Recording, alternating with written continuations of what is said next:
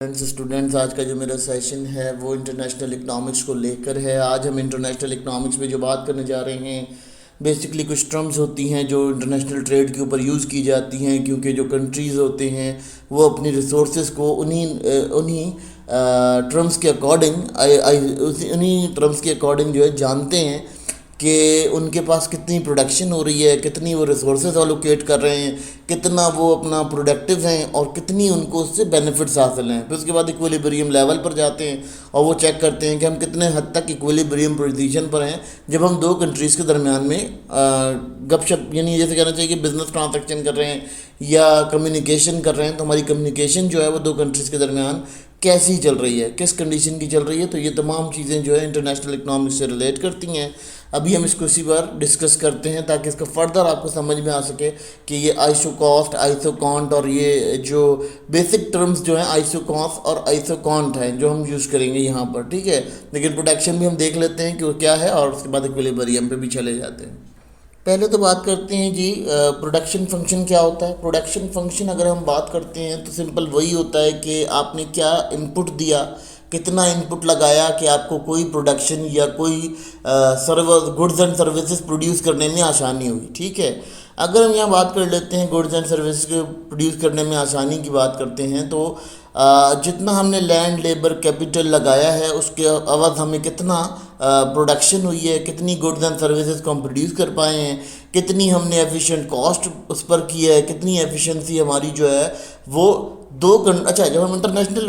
के कॉन्ट्रैक्ट्स में बात करते हैं, जब इंटरनेशनल इकनॉमिक्स में बात करते हैं तो हम दो कंट्रीज़ को कंपेयर कर रहे होते हैं कि दोनों का कंट्रास्ट कैसा है। यानी अगर हम प्रोडक्शन कर रहे हैं तो दो कंट्रीज़ का कंट्रास्ट किस लेवल पर जा रहा है, ये तमाम चीज़ें जो है डिस्कस की जाती हैं यहाँ पर। अब इसी के बाद अगर हम नेक्स्ट पे जाते हैं और हम नेक्स्ट पे देखते हैं तो हमारे पास क्या कंडीशन बनती है। हमारे पास कंडीशन ये बनती है कि हमारा जो प्रोडक्शन फंक्शन है उससे हमें ये आइडेंटिफाई करने में आसानी होती है कि जो हम प्रोड्यूस कर रहे हैं उसकी हम कितनी स्पेशलाइजेशन करते हैं, कितनी रिसोर्सेज हैं हमारे पास, हम किस किस चीज़ को इम्प्लीमेंट करके उससे रेवेन्यू या उससे डिमांड हासिल कर सकते हैं। फिर अगर हम बात कर लेते हैं इंटरनेशनल वे में तो जो हमारी गुड्स एंड सर्विसेज हैं उनका किस तरह से एक दूसरे के साथ कॉम्बिनेशन बनता है। फिर अगर हम कॉम्बिनेशन के बाद बात कर लेते हैं वेरी नेक्स्ट कि अगर हमारे पास कोई ऐसी रिसोर्सेज मौजूद हैं, कोई ऐसी फैक्ट, कोई ऐसी फिगर्स मौजूद हैं जिन फिगर्स को हम ये समझ सकते हैं कि दोनों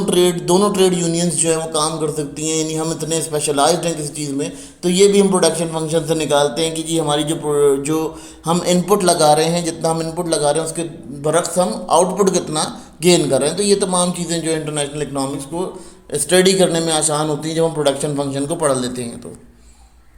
अब बात करते हैं जी आइसोकॉन्ट के ऊपर। आइसोकॉन्ट क्या होता है? ये एक ऐसा कर्व होता है जो शो कराता है दो गुड्स की कॉम्बिनेशन के ऊपर। लेट सपोज आपके दो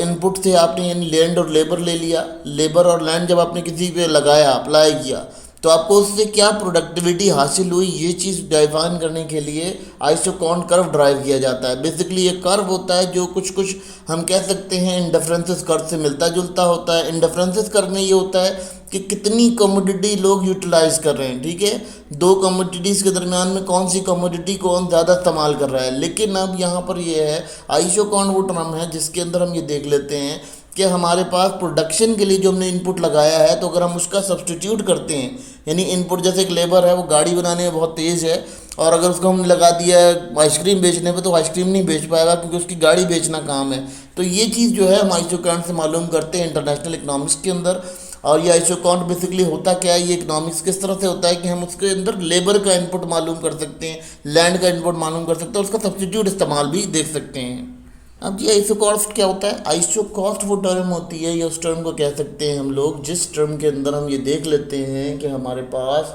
जो भी सिनेरियो मौजूद है, यानी जैसे हमने क्या किया, हमने बहुत सारा इनपुट लगाया, जितना भी इनपुट हमने मार्केट में लगाया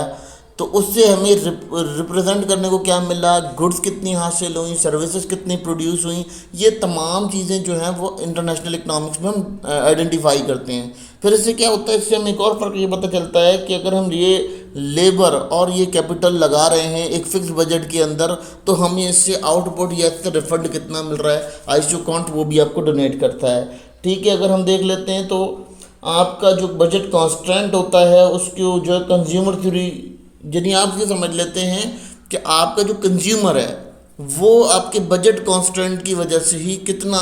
जैसे लेट सपोज मेरा टेस्ट है, मैंने बर्गर खाना है और बर्गर एक ख़ास ब्रांड का है, तो मैं उस बर्गर को खाने के लिए क्या करूँगा कि कुछ भी ऐसा करूँगा जिससे जो है वो मैं उस बर्गर को हासिल कर सकूँ। तो जो कंट्री जो प्रोड्यूस कर रहा है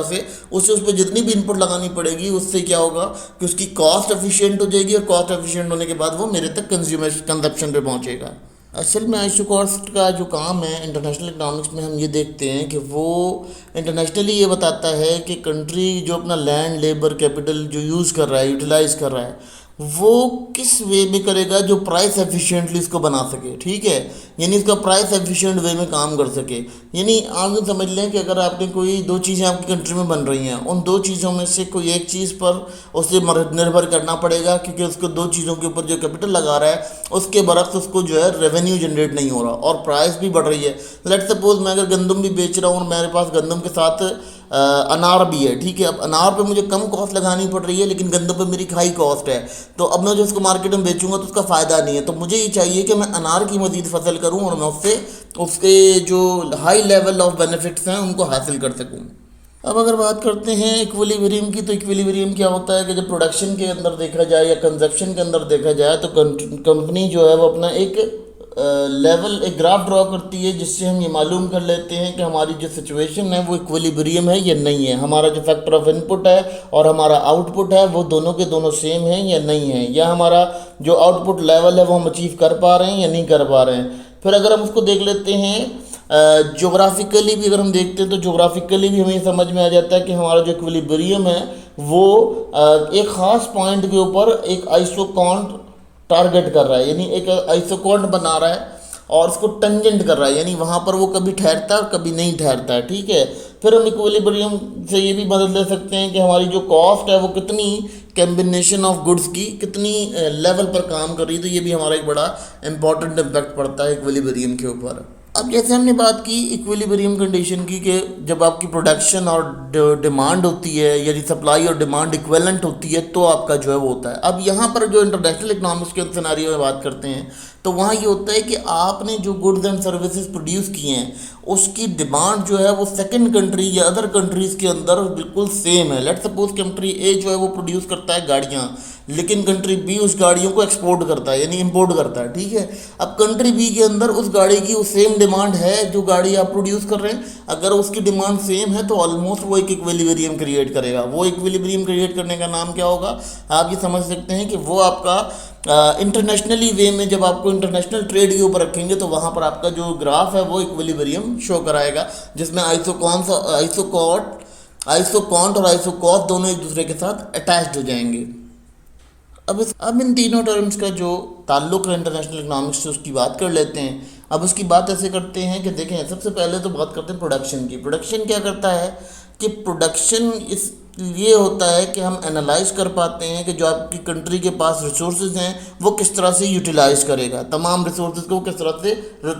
यूटिलाइज भी करेगा और उनको डिस्ट्रीब्यूट भी करेगा इन प्रोडक्शन फंक्शन के लिए, यानी अपनी प्रोडक्शन को इंक्रीज़ करने के लिए। दूसरी चीज़ वो क्या करते हैं, वो आपका आइसोकॉन्ट और आइसोकॉस्ट क्या करते हैं, ये आपको तमाम combination of goods and combination of input के बारे में आइडेंटिफिकेशन देते हैं कि जो आप इनपुट देंगे उससे आप कितनी प्रोडक्टिविटी हासिल करेंगे, ये काम होता है। फिर तीसरा जो सिस्टम होता है इक्विलिब्रियम पोजीशन का, तो आपकी प्रोडक्शन और सप्लाई के दरमियान में जब ट्रेड इंटरनेशनली ट्रेड की जाती है और उसमें जब आपकी प्रोडक्शन और सप्लाई दोनों का जो सिस्टम होता है, यानी प्रोडक्शन और कंजप्शन दोनों का सिस्टम देखा जाता है, तो वहाँ एक इक्विलिब्रियम कंडीशन क्रिएट होती है। तो इंटरनेशनल इकनॉमिक्स इसलिए इसको बहुत ज़्यादा डिबेट करती है।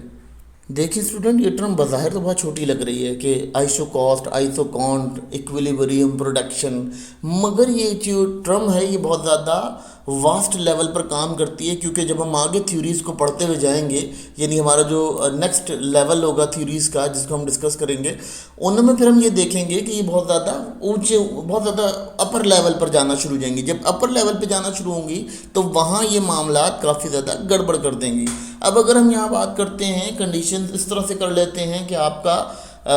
आइसोकॉस्ट, आइसोकॉन्ट और आपको इक्विलिब्रियम और प्रोडक्शन की जब मालूमात होती हैं तो आप बहुत सारे जो इंटरनेशनल ट्रेड की थ्योरीज़ हैं उन्हें ड्राइव कर पाते हैं और आपको समझ आ जाता है कि आपने किस तरह से उसको टारगेट करना है। और फिर आपको ये भी पता चल जाता है बीइंग इकोनॉमिस्ट कि आपने कौन कौन से डिसीजन मेक करने हैं, किस किस डिसीजन को मेक करने के बाद आपने उसका क्या क्या रिजल्ट अचीव करना है। तो ये तमाम चीज़ें जो हैं वो एज ए इकोनॉमिस्ट आपको नॉन होना ज़रूरी हैं।